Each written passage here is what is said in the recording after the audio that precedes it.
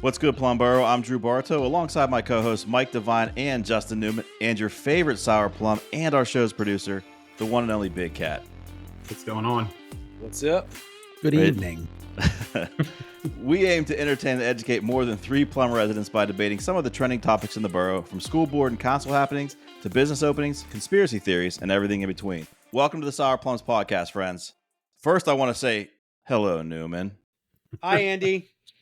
Oh, I earned that. I earned the Andy. I already like where this is going. You're already out. You're out.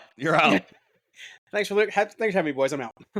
Yeah, this is Justin Newman's second show, but his first that he's actually present. So welcome aboard, Justin. He missed this. It's good to be here, not here this time. I think Jimmy did a great job for me, but no, don't give him too much credit. There's a but. He did a job. There's a but. He did a job. No, I'm gonna go over the highlights since I wasn't here, but I was here. So it's People of Plum. You're wrong, Drew. Sorry, Andy. You're out. It's People of Plum. That's correct. Shout out to Jeremiah because Android is the superior platform. Thank you very much. Oh, Jesus and Christ. The top 5, Drew, you are correct. Number 1 is improper grammar with 15 exclamation points at the end of that. Yes, I knew I'd get you on one thing, Justin. He's on my side. Speakerphone in public was number 2.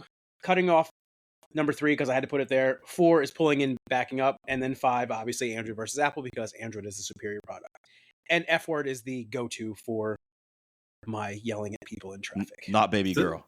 Not baby girl. It is some form of F word. It is usually a couple adjectives before and after. You don't like twat waffle? Can't get behind that one. So listen, it's funny you say that because on the way here, I told you all Penny had a game out in Pine Richland, so I was literally coming in hot, and I get to Community Market, and some guy cuts me off and slows down. I was like, "Oh, come on, you're killing me!" And I'm on the phone with Jess, dropped a TW, and she was like, "Who are you talking to?" I said, "Not you, don't worry."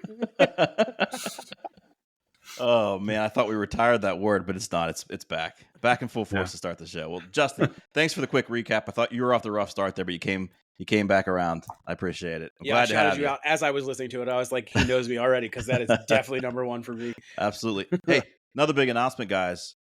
We are on a new platform. As of today, we are on Apple Podcasts. What a day. We're getting pretty big, boys. I don't know. I know Steve Littleman would be pretty if happy. Android is so superior, why aren't there Android podcasts? Just saying. Ooh. There are actually multiple. So, which ones? You got SoundCloud. You got. Nope. I said superior. I don't know. I only listen to this podcast, so I couldn't really tell you that. Oh, brutal. All right, and I do want to mention something Justin brought up, guys. He did mention that People of Plum is the official moniker for Plum residents. And the People of Plum spoke. 77% of the Plum residents who've completed our poll agree with Jimmy that People of Plum is the official phrase that we're going to use to call Plum residents. So that's it. We'll update Wikipedia soon, and that'll be that. How you feel about that, guys? I don't like where this is going. I don't either. Ever since I moved here was Plumites. Plumites? Yeah. Plumites. I've never heard anybody say anything, so. Yeah, People of Plum. I've gone burgers. Anybody from Pittsburgh is a burger to me. That's fair. Listen, Philly, we don't need that kind of cheesesteak attitude here. We got a Philly guy on the podcast now. How'd this guy get in here? I don't even know. So affirmative action, boys. Affirmative action. All right, guys. Justin checks the box, and we move on. All right, guys. What are we drinking? Told you I'm coming in hot. I'm drinking a Coke again. That's all I could grab. That's fine. Justin. Hard Mountain Dew. Black cherry today. Black cherry. We agreed that we liked Hard Mountain Dew, didn't we? We agreed. Oh, hell yeah. I have one. Not a lot of people like it. I have one in my fridge upstairs. I'm texting Lily. I'm going to have one of those too. He's getting delivery. He's going to Uber Eats the... he's getting Daughter Dash. How about you, Big Cat? I'm drinking some blue raspberry. It's a flavor packet, like Skittles, like a little drink packet. So blue raspberry. Is there vodka in it? I was going to ask the same. No. Nope. It's a virgin blue raspberry. Virgin Kool-Aid. And as customary, I'm drinking an IPA from Dancing Gnome that I got at Salute. Not yet a sponsor. I say yet.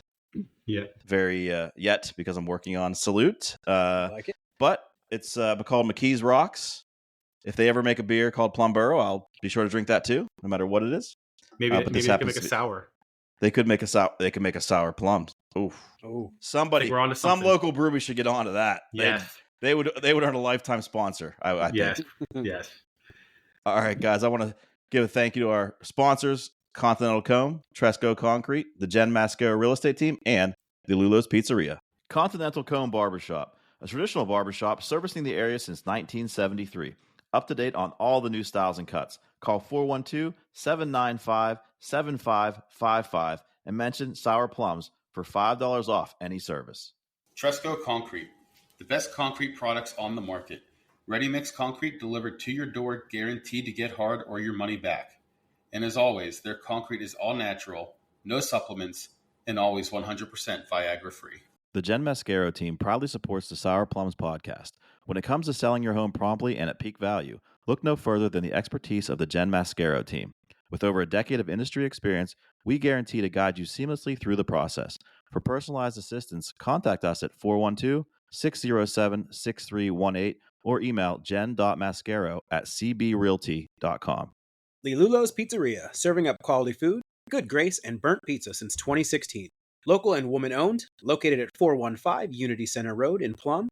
Call 412-795-1229 and mention Sour Plums for 10% off your order of $10 or more. Cannot be combined with any other offer.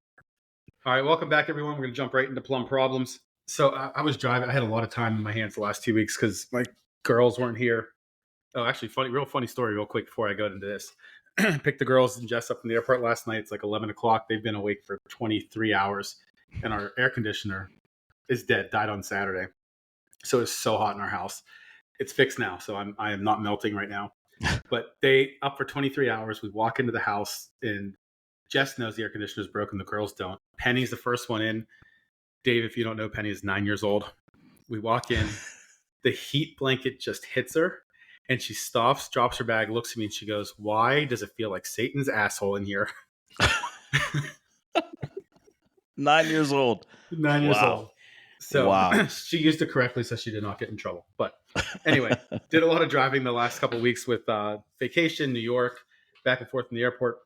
And I don't know why, I forget why this popped into my head, but I have two very irrational fears.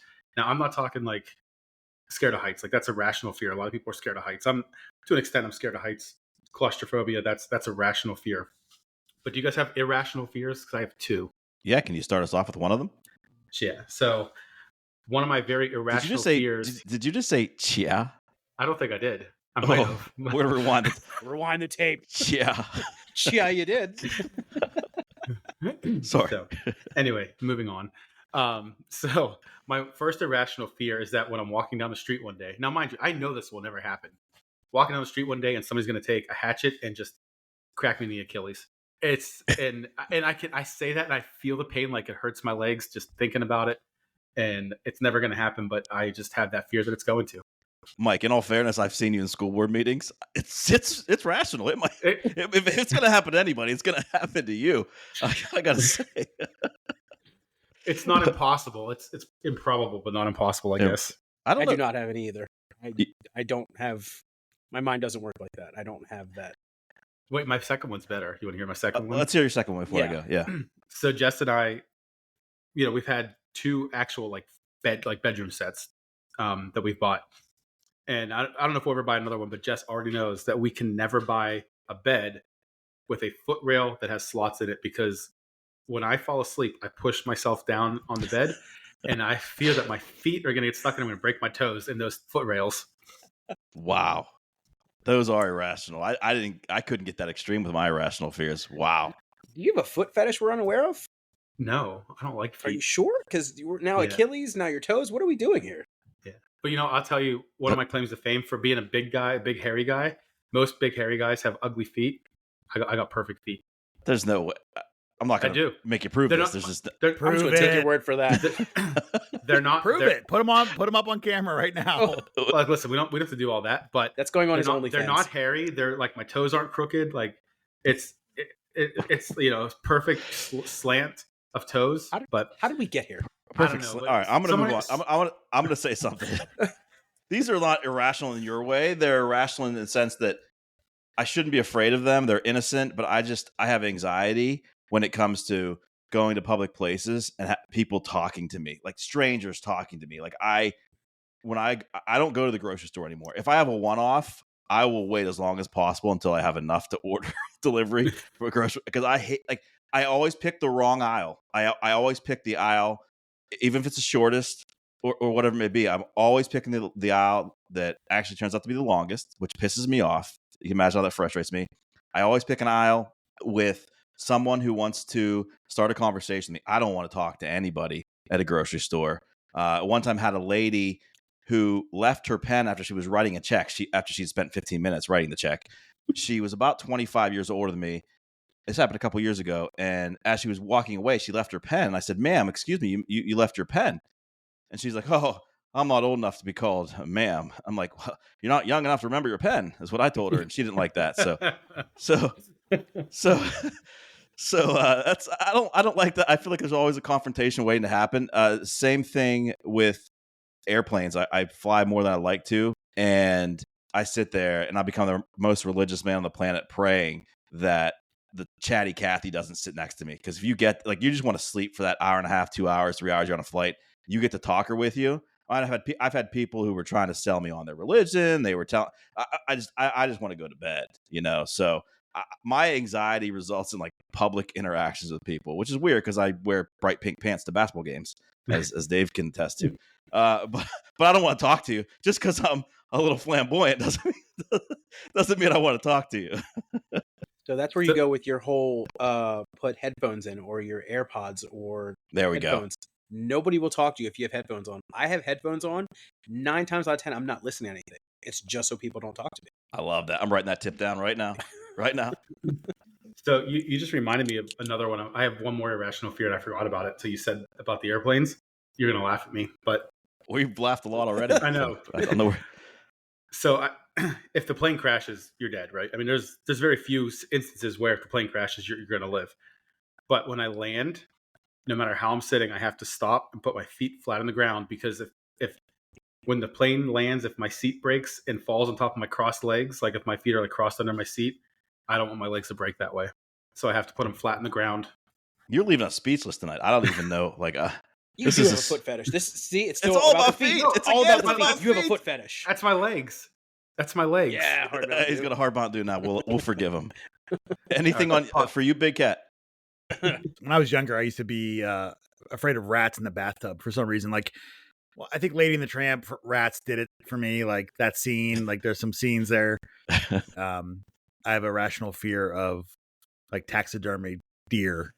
I have a rational fear of mounted taxidermied deer. I have a rational fear of deer head taxidermied with the word home around it. Are we looking at the same screen? Yeah. It took me a second to realize what he was talking about. It took me that, yeah. A little help, Dave. Sheesh. All right, you got another plum problem, Mike? Moving on to the second plum problem. 4th of July was Thursday, and we had the hot dog eating contest, which we talked about on here a couple months ago. Joey Chestnut came up, and he wasn't even there. He was banned this year because he signed a deal with a vegan hot dog company to go against the Nathan's hot dogs. So they banned him this year. And then we also, I don't know if you watched what was going on, but they do a couple different contests leading up to the hot dog eating contest. And I think it was the lemonade chugging contest. They had to drink a gallon of lemonade the fastest. Worst reversal of fortune I've seen on that. What happened? I mean, that dude, he just blew chunks everywhere, and multiple times he wouldn't stop, and then the big guy, I forget what his name is, he pushed him off stage. He's like, you need to go, because if you have a reversal of fortune on stage, you're disqualified. All your hard work, down the shitter. But yeah, so Joey Chestnut not being there, worst reversal of fortune I've seen, and it just wasn't the same. No Kobayashi. I mean, he hasn't been there for close to 15 years, I think, but I don't know. I think it was 58. 51. 51. It was 51. Yeah, Chestnut would have done that in 6 minutes. Yeah, it was a shame. So let me ask, did everybody else watch that? I didn't watch. I had never watched it. I know I'm in the minority here, but ESPN. You don't like sports? Caught the highlights. I don't watch sports. I don't watch real sports like hot dog eating contest. Right. Any sport where I look like the contestants, I'm pretty excited about. Big Cat, do you watch this? Are we talking about this year? Any year, but this year especially. Nathan's was 58 this year, wasn't it? It could be. I knew it was in the 50s. I thought it was 51, but it could have been 58. I wonder whose job it is to fact check that. That's you, Large Cat. I just said it. 58. But you asked a question. You didn't give us if I'm a fact checker, I'm telling you the truth as a fact. Okay. Big Cat's mad at me. No, I'm not. It was only a matter of time. I'm surprised it took this long, to be honest with you. I'm not mad at you. No, I'm not mad. All right, enough. I should have interrupted, but I should. He's put himself in timeout. He's in a litter box. Drew, tell us what's good in the hood. Mike, I am thrilled to be joined tonight by the new boys varsity basketball head coach at Plum, Dave Pucka. I wanted to find out what attracted him to apply for the position and what he feels it's going to take to get the boys basketball program competing for section titles again. Coach, thanks for joining us on Sour Plums. Boys, what's happening? I'm glad to be here, man. This is a lot of fun. Yeah, We're thanks for happy to joining have us. Yeah, hey, listen, it's been great so far for sure. I was glad you guys invited me on. I had a couple players actually talking about the podcast lately. So it's really cool. I feel like a little celebrity here. That's all. Hey, we do reach that teen boy demographic for sure with some of our highbrow content. Yeah. Well, Yeah. Dave, on behalf of the Sour Plumbers, which is what I'll refer to us, even if the community doesn't agree with it, I don't care. Sounds good, man. Partially my show. I want to congratulate you on getting the head coaching gig at a place you've called home. And you know, rumor has it you were quite the athlete growing up in Plum. Can you talk about your personal roots here and share some of your athletic achievements at high school level? Yeah, put me on the spot right there, man. I even through the interview process, this is something that like I'm not really comfortable talking about. Growing up in the area, I mean, this is a pretty big area for sports. I mean, I think you guys would agree. Rewind a little bit, before high school, probably all through elementary school, even into early high school years, basketball was my first true love. I don't know if a lot of people know that because I think my success came from mainly football in high school. Yeah. And what I explained to my parents on my 6th grade team this year, we had a little banquet. We typically go to the state tournament out in Penn State, and we had a little banquet. It was our last year together. A lot of tears were shed for sure. It was really hard for me to get through that banquet, to be honest with you. You guys know, I mean, you've all been involved in youth sports. You have a team for so long, and then you see it, coming to an end, and it's tough. You develop relationships with families and kids, and it's hard to walk away from. But so I shared this with our families that, hey, basketball was my true love, even moving into high school. And then I think sometimes sports pick you. I think it was a little bit different for student athletes now. But for me, it was largely a means to an education. When I started to see that writing on the wall, obviously football became my love in high school. Moving into 9th grade, I was trying to compete for the point guard position at Penn Hills. Similar to some athletes this past year, they moved me up. So at the 9th grade level, I played JV ball. That was an experience. I played for some great guys growing up. Paul Seneca was our head coach at Penn Hills. Jim Rocco was the JV coach. That's who I played for when I was at Penn Hills. And he and I just clicked, man. It was talk about building relationships. He was one guy that you could go to and just talk about whatever, grades, basketball. He was the head coach at Penn Hills for years after Paul Seneca left, but he's just a great guy. But when my brother and I transferred to Plum, moving into 10th grade, I was the point guard for the basketball team. I share this with student athletes sometimes too. After I knew that I was going to go to Duquesne to play football, my senior year, I walked away from basketball after being a 2-year starter. And honestly, to this day, 44 years old, I'll be 45 here in a couple weeks. That's one of my true regrets in life. I love basketball, and Yeah. I regret not playing. Now, I had an injury going into the basketball season from football that I carried in, and it was for a couple of things. That injury, and along with knowing that I was going to play college football, I decided to step away. But it's a true regret. My success was purely based on the guys that were around me, from Bill Romito and Coach Miller and Coach Sacco and those guys. I mean, talk about guys to play for. Role models, family men, community men. When I went to Duquesne to play football, I felt like I was more than prepared to play at that level. It was probably more the speed of the game that I think I would have got on the field a little bit more my freshman year. That speed adjustment, it took me a while to adjust to the speed. But as far as like X's and O's and, footwork and skills and development, I was more than ready to play at that level. So my success in high school was the people that were around me. It was a great experience, man. And honestly, that's why you move back home. When my brother and I transferred from Penn Hills, we didn't skip a beat. We instantly became friends with guys because we had so much in common with kids from Plum. Some of my closest friends growing up, Brian Hartung, Steve Whiteman, the owner of Champion Kitchens. We archery hunt together. I say names like that because it was such a great time to go to high school, and it was just a great place to go. And like I said, being a part of that sense of community, for me, that was my success in high school came from the people that were around me. It's funny you bring up 97 because one of my neighbors, I think you know pretty well, Joel, he talks about it too, but he doesn't talk about 97 as fondly as you do because he was on that Penn Hills team that when they were number one in the country, you guys beat at. So Joel, Joel bleeds red and gold, man, and I love him. I love how he brings that knowledge to Plum, but my goodness, red and gold for Joel. And he's, you talk about another great guy. I love working with him at the youth level, man. He's a great guy. He loves the kids for sure. But there's the old red and gold. My stepdad, red and gold through and through, but he lives in Plum, now. My closest cousin, Anthony Morelli, he lives out in Indianapolis. He's a very successful business owner. He trains quarterbacks out there. I'm super proud of him.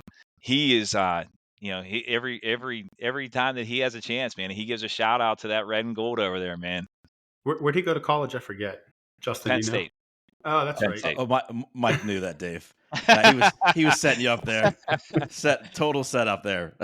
So being a fifth grade teacher, my goodness, Pitt, Penn State, Mr. Pucka, are you Pitt, Penn State? For me, there's one college in downtown Pittsburgh. That's Duquesne. Go Dukes, baby. Go Dukes. Oh, man. Dave, let's turn to basketball, in the position now, head coach at the varsity level. I've known you in some way or another for probably a decade now with your oldest boy and my son growing up together in the classroom and on the court. But coached them through PBO and at the middle school level. But kind of what was the driving force behind your decision to take the leap and apply for the head coach position at the varsity level? So this is, this was not on my radar. I think I told you guys that at the parent meeting that we had at the beginning of, whenever they hired me at the end of April, early May. This was not on my radar, and I think when it kind of settled in that this could happen for me, coaching basketball. You never know, like you're 45 years old, you're set in your ways, like you guys know me, like I hunt and fish, like any chance I get, like I'm running to the woods or I'm running to a stream or my kids and we're going to go bass fishing. My brother and I started a bass club and we tournament fish with about 12 boats once a week. And it's a blast. But, at 45 years old, you can learn that you love new things. And when I ended my varsity coaching career, when Hunter was moving into second grade-ish, I think at the time I was at Penn Hills. I was at coaching varsity football at Penn Hills. A good friend of mine, John Peterman, was the head coach there. And they recruited me to come back and coach. And I think I was there from 2012 to 2016, coaching defensive backs, mainly on the defensive end, but coaching running backs as well. Prior to that, my brother and I were coaching girls varsity here. Was able to coach. My sister Emily went on and she played at Point Park until she was diagnosed with hypertrophic cardiomyopathy, and she was looking at possibly starting her freshman year. I think maybe she even did a few games. Oh, wow. Yeah, so it was heartbreaking. We're talking about the girl that, from kindergarten, through high school had a basketball in her backpack, and then, it's genetic. So when my stepfather went to the hospital and they diagnosed him, she was actually on a road trip out in the Midwest somewhere. And they said, you're done playing basketball until we know for sure that you don't have this. So unfortunately she did.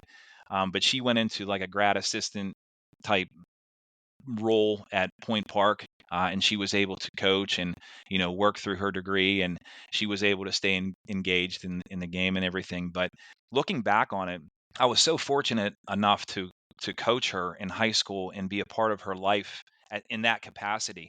Mhm. I'm telling you guys, there are games, and you guys know this too, being involved in this. There are games that you remember as a player and as a coach. And I'm telling you, top 5 for me was our home win against Oakland Catholic. We Yeah. were able to get Oakland Catholic at home, and I'm a Plum guy, you know what I mean? And so, and I understand for family reasons, families send their kids here, they send their kids there, Central Oakland Catholic, and I think there were some kids obviously that went to Oakland Catholic, that were playing on that Oakland Catholic team. But for us at Plum to get that win at home, top 5 for me, Yeah. top 5 in my coaching career. Like, we were able to share that moment together, my sister and I, with my brother. My younger sister was on the team too. She was a sophomore at the time, and we'll always have that. I was establishing kind of a coaching career, and then when you realize that your career is maybe interrupting your kids, Mm. that hit me pretty much like a truck, where I gotta I have to walk away for a while, you know, because my kids need me now. So find myself at the youth level, and being able to go and teach them and coach with them. And another guy that I have to give a shout out to is Tom Anderson. Talk about another guy to coach with.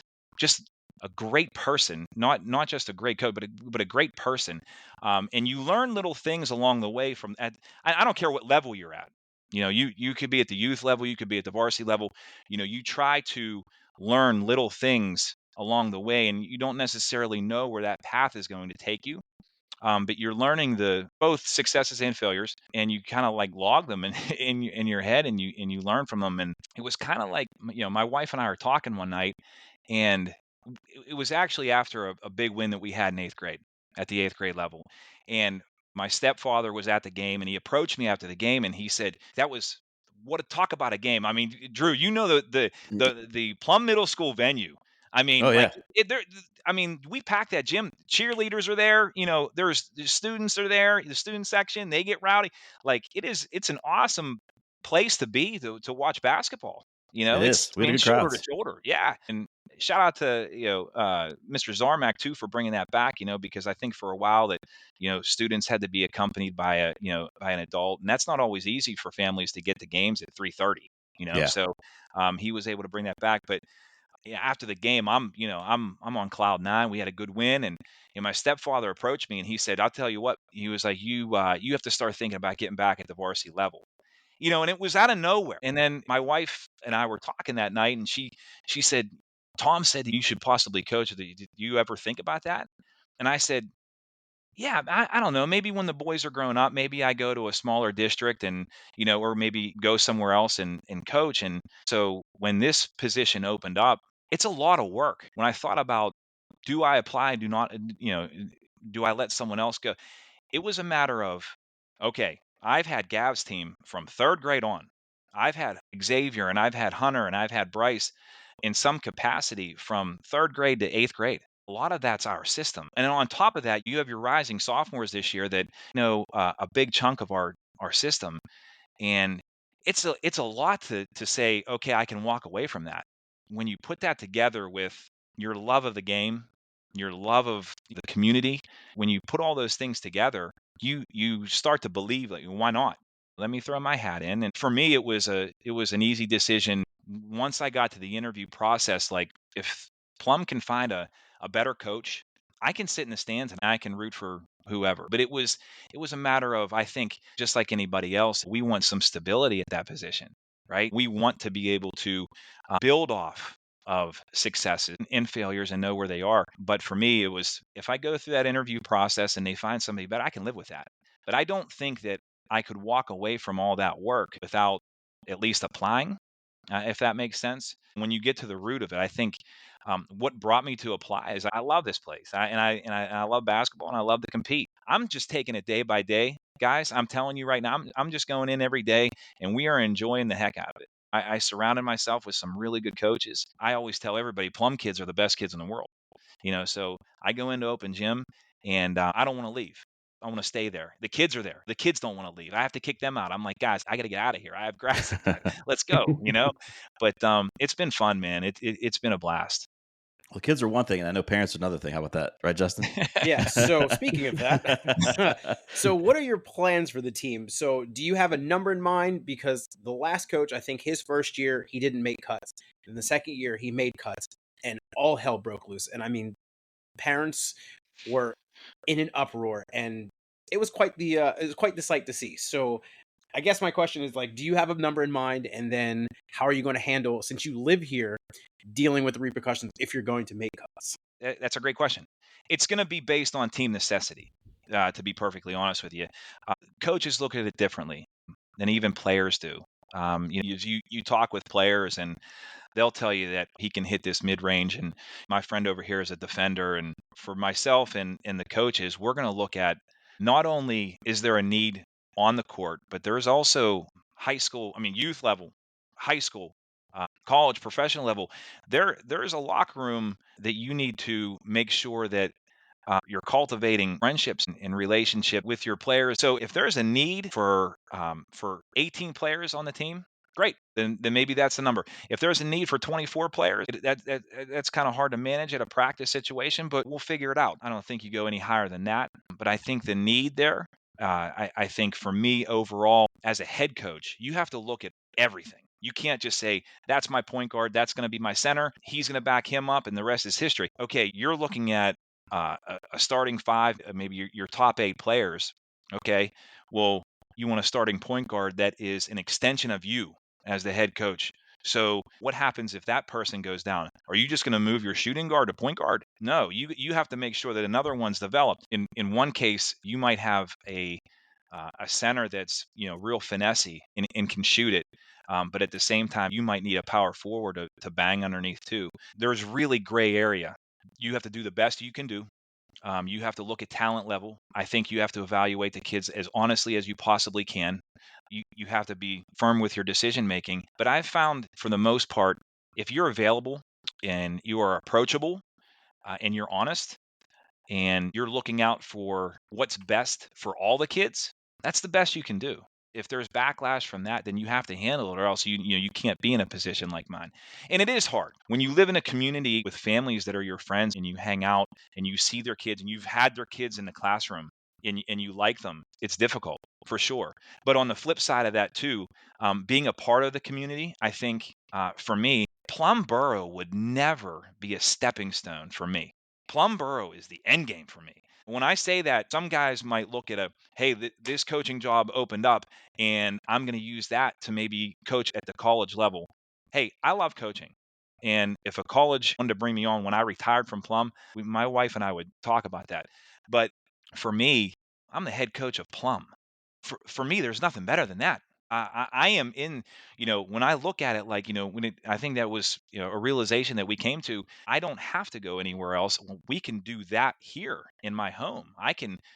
We've already established a system and a culture with kids that have been here from 3rd grade all the way up to the 10th grade level. Let's do that here. Let's do it now. And I think that's where we were. That's where I was. But to go back to your question, it is difficult. It's going to be, it's tough to manage. But like I said, that's why you surround yourself with really good people, and you evaluate the kids as honestly as you can. And then you have to be approachable, and you have to have those tough conversations. Talking about the kids, Dave, a bit more, you've been through 2-3 months of open gyms now. What's the buzz been like at those open gyms? And, how do you feel it's all coming together so far? So we've had really good numbers at open gyms, and when school was still in session, it was even better. It's difficult, in the off season, and I understand that there's rides involved. Not every high school kid drives, but we've had 3 teams running. I mean, you guys know, open gyms are not mandatory, but if you ask any head coach in the area, that they'll tell you that's when teams have to build. Getting that across to families and players, the importance of coming to open gyms, is going to be an obstacle for every head coach. We look at it as, there are only a few months where that season is going to be here, and we are going to be in section play, and I don't have half of my system in. Well, as a parent, I can look, from the outside looking in, I'm looking at my 2 boys, and I'm like, yeah, guys, like let's go on vacation. Let's let's take the boat out. Let's go fishing. So there is a balance there for sure. But I have had a few upperclassmen at every single open gym. I mean, since early May. And honestly, you need that. And when I met with the players when I was first hired, that was one thing that they bought into was let's, if anything, let's build that foundation for that, for moving into the future so that they understand if you don't have something, families are going to find basketball in the summertime. And one thing that I shared with my sixth grade team is when we were competing at the state tournament, at that time I was still the eighth grade coach. So, I made sure, hey, listen, don't overplan your summer. Like I plan on being in the gym in the summertime. I'm the eighth grade coach. Those kids are moving in the seventh grade. We're going to get together.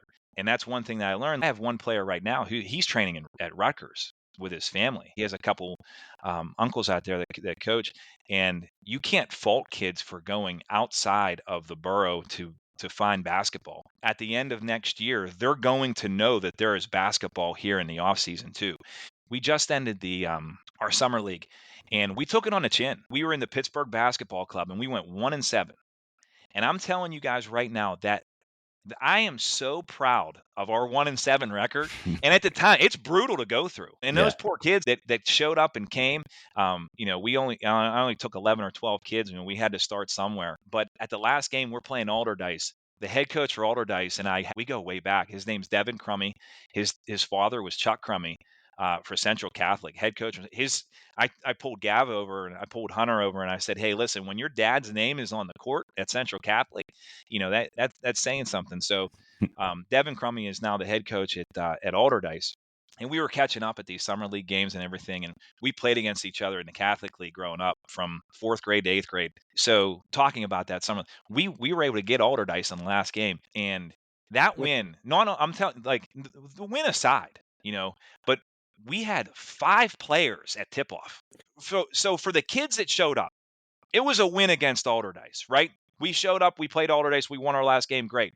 But for us as a program to be able to say, no, it would have been very easy for me to reach out to Devin Crummy and say, hey, Dev, listen, we only have 5 guys tonight, man, and you're coming from Alderdice. Let's just cancel. Neither one of us are going into the playoffs. Or I think maybe he was, looking to eke into the playoffs for the summer league or whatever. But like two games ago, they went into overtime against Amani Christian, who's very good. For me, just us showing up with 5 players. We talk about culture. I tried to narrow it down, as a coach, there's so many things. I try to narrow it down to 7 things that we want at the micro level, right? And the second one being relentless. We're going to be relentless. And I think that we have to understand that, listen, we'll play you with 5 guys, we'll play you with 4 guys. And, if I have to dress Coach Scott Andrews, I'll throw him a jersey, whatever. So I carry an extra jersey in my bag to these summer league games, but we're playing. And so, but it's not just for the fact that we want to compete. It's for next year. There's going to be kids that are going to know, like, hey, mom and dad, I'm going to step away from AAU because Coach Pucka has us in a summer league. For me, that's great. Let's go. If we have open gyms in a couple days a week, and then we can be in another summer league, we're going to have a summer league every year. I'm head coach, and then moving into the fall, we're going into a fall league. And I understand, again, I want high school players to play as many sports as they possibly can. So, my son's a football player, but being friends with Coach Morgan, I can work around that. I'll work around it. It's anything. Let's make this happen. Let's move into a fall league. And obviously, like if you're a player and you're head coach and you're in season, you don't want your player playing in a fall league. I get that, but we're going to be here. Other players need time too. And I can't imagine, guys. I can't imagine going into our section play not competing at that level. That Pittsburgh Basketball Club. I mean, we played Amani, Alderdice. We played South Fayette.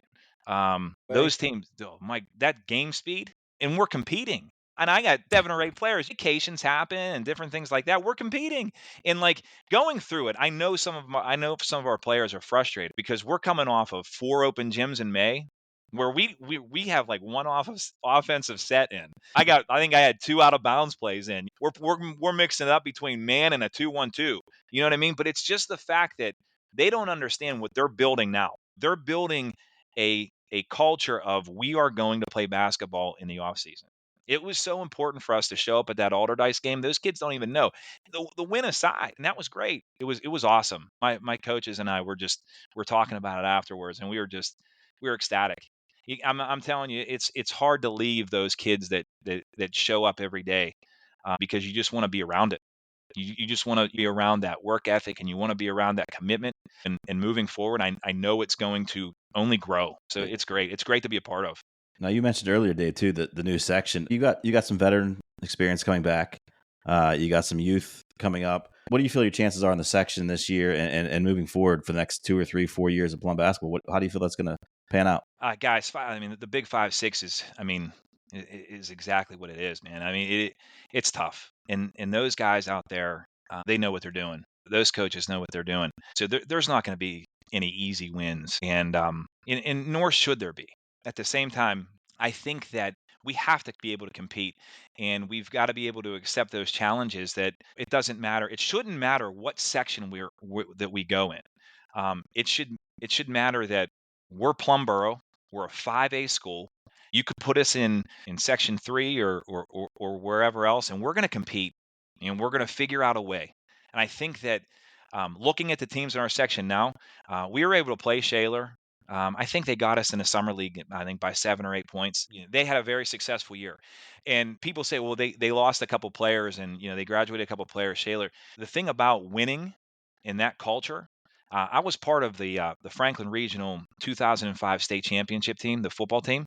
I was a running backs coach and a defensive backs coach at the time. I was young. But the following year, those kids made it to the WPIL semifinals just because they believed that they could play. Hey, Yeah. we're the defending Whitfield champions. We're going to win. There were just some games that they won just because they were so gutsy. They just gutted them out. I don't care who you graduate. When winning is in your culture, you're going to be competitive. So Shaler's going to be a great team. Hampton has a really good basketball culture. I was able to become friends with the Armstrong coach. Talk about a nice guy. Just being a part of the youth program and always. I think my 6th grade team played Armstrong 5 or 6 times this year. But we go up to their tournament every year. Their head coach, he knows what he's doing. He coached at I believe it was IUP as an assistant. So this section it should be very competitive, but we're going to be competitive as well. Yeah, no, absolutely. We're all rooting for you. We're all pulling for you here. That's for sure, Dave. We all have some of us have some vested interest, obviously, but we are absolutely pulling for you regardless of that. But I want to thank you for joining us on the show tonight. I really appreciate it. I've had a great time with you guys. It was a blast for sure. Thanks again for inviting me on. I apologize if I get long-winded, but I'm just passionate, man. These kids, it's hard not to be when you're surrounded by these kids. I'm not going to drop any names on this thing, but but their work ethic and they want to be great. They want to succeed and they want to be led, and and I'm honored and blessed to do it. Dave, if there's one area we could improve in on the basketball floor, do you think it would be with the announcer for the games? Yeah, I'm not too big on that guy. So listen, how you guys? Let me ask you a question. How big are you guys on Sweet Caroline moving into the fourth quarter? That was all Justin Walther. He asked me to do that. That was not me. That was not a thing that I wanted to do. And then the cheerleaders started wanting to do it. So I was like, okay, I guess that's what we'll do. If that's what you want. Okay, so for me, going into the fourth quarter, I'm thinking something more along the lines of Metallica, Zombie Nation, maybe. I will do whatever you'd like me to do, sir. You just let me know. I'm on it. Sounds good, man. Sounds good. I apologize for the deer head in the back. I didn't notice it until he pointed it out, and now I see it all the time. Anytime you said the word home, I would giggle. Getting my wife to be able to hang a deer head, that's how you do it right there. But you go to a home store, you get some big letters. And she said, you can hang it if it looks like this. I said, I'm on board. That looks good. Well, David, you gonna stick around for a couple segments here? Absolutely, man. I'm on. This is fun. I appreciate it. Just want to say thank you again to our sponsors, Continental Comb, Tresco Concrete, the Jen Mascaro Real Estate Team, and the Lula's Pizzeria. Continental Comb Barbershop, a traditional barbershop servicing the area since 1973. Up to date on all the new styles and cuts. Call 412-795-7555 and mention Sour Plums for $5 off any service. Tresco Concrete, the best concrete products on the market. Ready-mix concrete delivered to your door, guaranteed to get hard or your money back. And as always, their concrete is all natural, no supplements, and always 100% Viagra-free. The Jen Mascaro team proudly supports the Sour Plums podcast. When it comes to selling your home promptly and at peak value, look no further than the expertise of the Jen Mascaro team. With over a decade of industry experience, we guarantee to guide you seamlessly through the process. For personalized assistance, contact us at 412-607-6318 or email jen.mascaro@cbrealty.com. Lilulo's Pizzeria, serving up quality food, good grace, and burnt pizza since 2016. Local and woman-owned, located at 415 Unity Center Road in Plum. Call 412-795-1229 and mention Sour Plums for 10% off your order of $10 or more. Cannot be combined with any other offer. All right, welcome back, everyone. I have another classic Would You Rather that's been on several different shows, and I like this one, so I figured I'd bring this one out for us tonight. So would you rather take $10 million, but there is a snail trying to touch you for the rest of your life, and if it does touch you, you die a horrible death, or not take the money and just go on as normal? The snail is normal size, appearance, and land speed. It cannot be killed. It can't be moved or stopped. And it's always within a 500 square mile radius of you upon taking the money. Wherever you move, it's going to be dropped within 500 square miles. Or what's the other? Nothing. Don't take the money. Or do nothing and just go on as you are today. I tell you, Mike, I've got to go on as I am today because the amount of anxiety that I have for like a speaking engagement, I have two and a half months from now. Like, I can't imagine like going to bed and thinking about whether there's the snail near me or opening my door and wondering if it's the next step I have to take. Like I would lose my mind and I couldn't function. So I would die a slow, painful death anyway. I think I would be in trouble. So I'm going to continue on without the snail around me, and I'll defer the $10 million to whoever wants to take it on this panel. This is so easy. That $10 million is mine. I am going to have so much salt in my car, in my bed, in my kitchen. I'm just going to make salt rings around everything. Guess what? He can't go into salt. I'm good. Salt around the bed. Can't stop him. I don't have to stop him. It's going to slow him down enough because he's going to have to find a way to get out of the salt. But guess what? Gotcha. That's going to take him a while. I'm good. Give me that 10 mil. I'll probably just pass on the 10 mil myself. Like I said, I'm always outside. I'm going to look over there. That's going to be the wrong snail. And for me, like, what's more important? I'll always be thinking about that. He's going to have a 10-point lined up, and I'm worrying about a snail behind him. I'm looking at that snail over there. It's not even the one that's chasing me. No, I think I'll pass on that, man. The freedom too. And not only that, I like my naps too much. I like to get a little afternoon napper, and I can't be worried about that snail coming and grabbing me. I'm with you, Dave.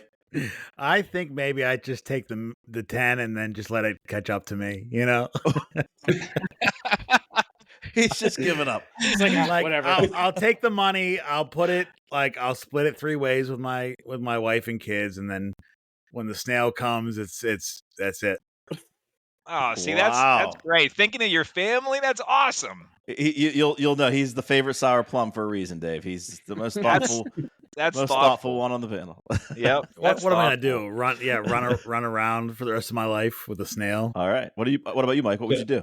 So I'm taking the $10 million, but my family's we're gonna have snail watch time, right? So you get to sleep. You get to sleep most of the night, but we're gonna take 2-hour shifts all night long to make sure that snail doesn't touch me, because obviously it can touch my family, not and everything's fine. But yeah, I mean, we'll have a couple different houses that are different states, just to give it time to move around and stuff like that. Because if you always move within 500 miles, right, it's already within your 500 miles, so it's not going to relocate. So you move to 499, and you're good till however long it takes a snail to move that far. I mean, Mike, there's some serious thinking here, man. That's great. It would be irrational fear now for you, Mike, to worry about the snail touching your feet. That would be touch his Achilles. No, but see that it would. Oh, don't even go there. But listen, if a snail's going to kill you, that's a very rational fear. It's not irrational at that point. Yeah, that's true. That's true. I'll give you that. Now, if there wasn't $10 million involved, it's very irrational to be scared of a snail. All right, Drew, is it time to drop the grammar hammer on the people of Plum? Yeah, Mike, I was having a few brews watching the Pirates hit about 089 in a game the other day, and it's getting frustrated. So I go on, of course, I'm on X or whatever, Twitter, formerly known as Twitter, and I'm frustrated with the Pirates. And all I do is read the comments, because then I become frustrated with something else. It's the commenters saying the Pirates are losers. They're losing instead of losing. They're spelling lose with 2 O's, and I lost my damn mind. I forgot the Pirates were losing. The Pirates forgot they were losing. They actually came back and won the game. So they were so frustrated with the grammar. So I want to see what you guys had. Are there any like words that should be super simple, like elementary level words that are spelled wrong or intermixed, used the wrong way, like lose and lose? I had a friend in high school. She was very, very nice girl. Well, anytime she wrote lose or loose, it was the wrong context, and she became a teacher, and that's problematic. I think eventually she found Jesus and quit teaching, which is probably the best path forward for her, based on her inability to spell lose and loose. But is there anything else you guys see out there that's like that? Justin, I see your face. What do you got? What do you got? There's a laundry list of these. You want to start with there, and there? Because we can go on a whole 20-minute tangent on that one. We could do a whole episode on that one. We could do a whole episode on that one. There's just so many of those that just, it grinds my gears. Just improper grammar. Just, you see, you're getting me started already. You're getting me started. Mike, I'll jump in here. Yeah. As a, before my math and science 5th grade classes, I actually taught writing in 6th grade. Oh, wow. Language I taught language and writing at the 6th grade level. And I have to make sure that my emails before I send them out to parents I'll take 10 minutes for like a 2-sentence email. And like everyone else is so forgiving, but I guess like looking at it from a teacher standpoint, I have to double check, everything. And then as soon as you click send, you're like, oh my goodness, look at that. And like, but really no one's, I don't think no one's judging. Dave, you must be doing a good job, but I'll let you know moving forward. Just remember, I'm reading them, and I will. Yeah, you got to let me know, and I'll accept it. If you can correct me politely. I won't reply all. I want to not in front of 40 people. Yes, I mean, please don't reply all. There should be a bumper sticker that says "Don't reply all." Let me throw this one at you. All right. Let me throw this one at you guys. I could care less. Couldn't. Couldn't.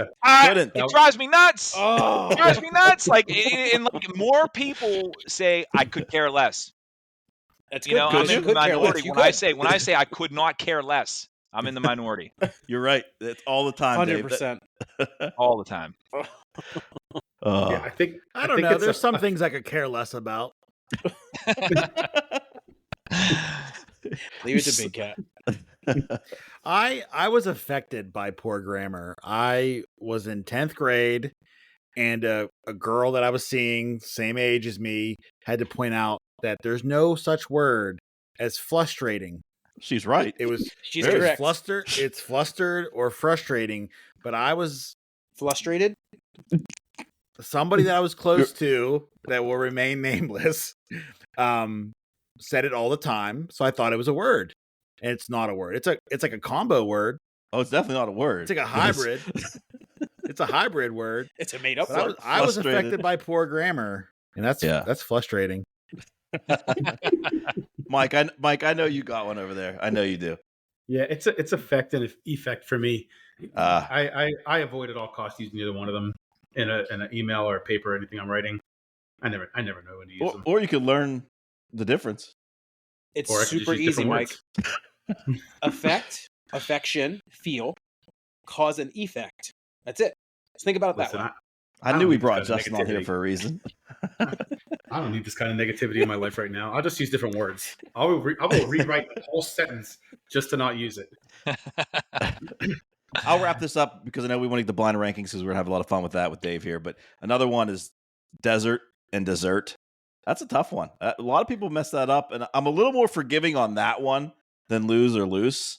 But as the grammar hammer, I'm not a big fan of forgiving when it comes to grammar. So I'm with you on that one. Dave, I'm just telling you, moving forward, Get the red pen out, baby. Get that red pen out. Hold on, Drew. I have a question. Yeah. What is the word? How do you say the word? COUPON. Coupon. Big Cat. Coupon. Dave. Coupon. Mike. Coupon. No, it is not coupon. It is coupon. There's no Q. Dave. Did I say it right? I don't know. Everyone did but Mike. Mike says coupon. You could hear it in his reads, and it would drive me insane. That's why you wanted to redo the ad read. That's why I wanted to redo the ad. I love Coupon. The dessert and desserts got me the first episode of the podcast I was on. Yeah, that's right. That's right. The second episode. Yep. It's a tricky one. It's a callback. Penny just had dessert. I can't remember which one it was, but she had one of them. Actually, she might have had both of them in a spelling list towards the end of her third grade year, just finished up. And I had a teacher when I was in probably fourth grade that said it this way, and it has stuck with me ever since. And I gave it to Penny. Dessert always has the second S because you always want more dessert. You don't want more desert. That's it right there. That's it. Good one. Easy. That's a good one. Yep. All these years I was answering, what would I do? What would I bring with me if I was trapped on a deserted island? And I always say fork. Oh. Moving on. Oh, wow. All right. We're going to move on to blind rankings, as Newman says. So, blind rankings, again, I'll just reiterate. It's Mike gives us a category. Last week was Jimmy. It was a very popular one. I think Jimmy's going to have to come back on and do it again. He did a great job. Shout out to Jimmy McBride. But Mike's going to give us a category and then list 5 things individually that we're going to rank 1 through 5. 1 being the best, 5 being the worst. And we don't know what's coming next. Got this, Dave? I got it. All right. I think I have a good one. I've been getting a lot of shit lately for my list. We'll be the judges. Good. All right. This one is the best TV or movie car. Why you look perplexed? It's a car. It's an automobile in a TV or in a movie. Okay. How many are there? Okay. There's 5. Is this your first show? Is there 5? All right. First one on the list. Kit from Knight Rider. Hell yeah. I'm going to put Kit at number 3. I kind of think I would get annoyed with the voice after a while. Justin. Kit is awesome. Kit is going at 2. I wanted to put it at 1, but that's way too early. I'll say 3. Smart man. That's what I usually do, but I'm thinking, come on, Drew. I don't know that you're going to find that many more cars. Right. Better than Kit. So I'm going to start with Kit at 2. I'm going 2. I like the logic there. All right. Next one. The General Lee. Justin, that's the Dukes of Hazzard. Yes, I know the General Lee. I got that channel. Why didn't you explain it to the rest of us, Mike? Because Justin's going to say that's from WPS. I wrote WPS as my answer. Number 5. General Lee's number 5. I'm right there with Big Cat. It's going to number 5. Yeah, stand strong. Stand strong, Justin. Dave. Yeah, it's 5 for me also, for sure. I'm going to go with 4. I think there's going to be something worse. I have a feel. Mike always has this habit of the last one being really good or really bad. And I'm going to go that way. 4. All right. Next one is, so this one doesn't actually have a name. I looked everywhere for the name of this car, but all I could find on multiple sites was the GMC Vendora, which is the van for the A-Team. Oh, my. So you're saying you could even find 5 that you could name? No. This one, they just named what the actual car was. From the A-Team? Okay. Number 4. I bet it stunk back in the back there. B.A. Baracus, dude. B.A. Baracus. You know, he had IBS. That's why he didn't want to fly. He had IBS. Wow. 18 van is going to be Maybe I like going first. Maybe I like going first. 18 van is going to be 4 for me. I'm going with the van at 2. Wow. You know, I don't know how many. I'm a pickup truck guy. So I don't know how many trucks are going to be in this list. So I'm going to put it at 2. I'm going to put it at 3. I still think it's going to be one worse. I'm wondering if Mater's going to make an appearance here, but we'll see.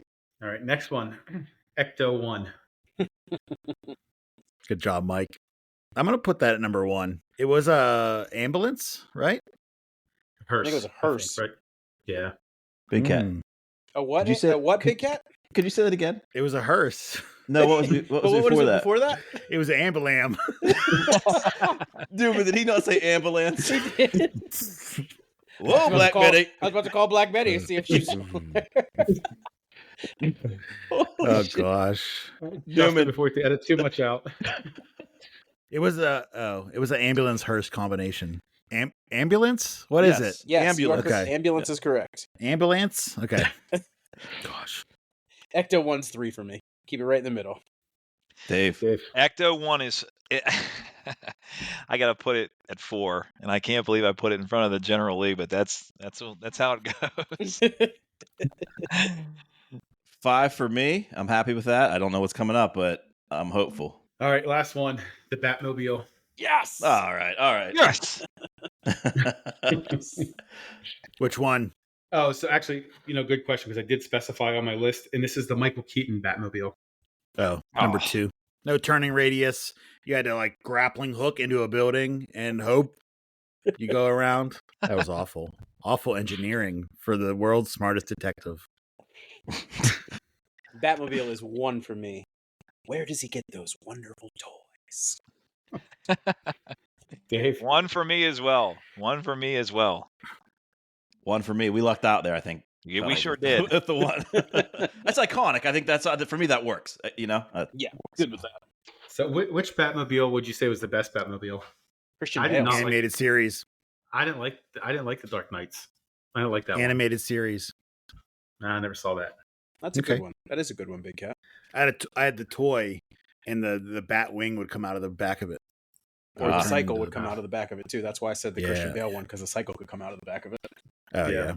What's the word? I'm blanking on the word. What that the bike inside, because that was for jumping rivers to build a bridge, right?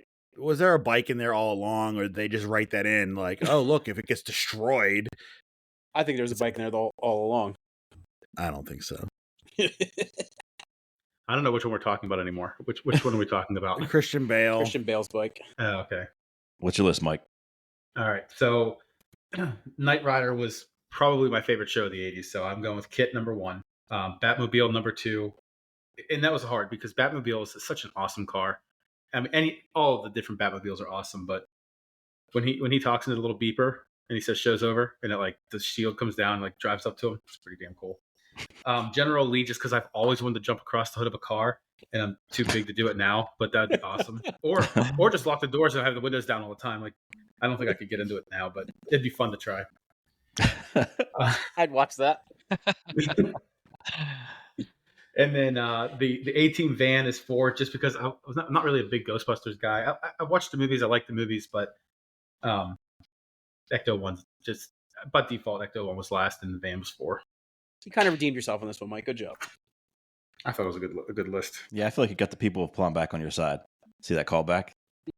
I've accepted defeat. I'm a gracious loser occasionally. I just try not to lose. Here we go, talking about feet again. You accepted defeat? Defeat. Just Again, like another episode Justin's on and you're saying defeat. I feel like I just said it too. I feel like we're within 5 episodes of an entire episode on feet related topics. I feel like it's happening. Dave's like, I'm out. All right, Mike, do we have any voicemails? All right, we have 2 this week.